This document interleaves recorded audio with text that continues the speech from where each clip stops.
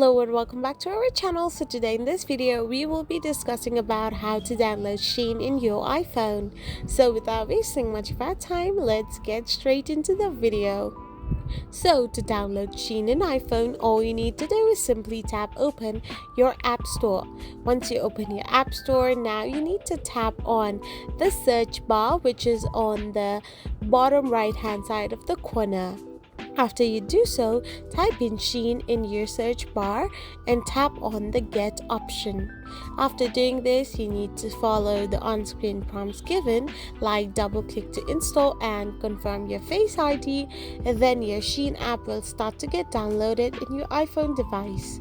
So once the downloading process is ended, it will now be installed in your device as well, and finally it will be completely downloaded in your device.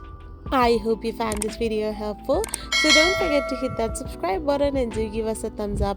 We will be back again with these informative videos.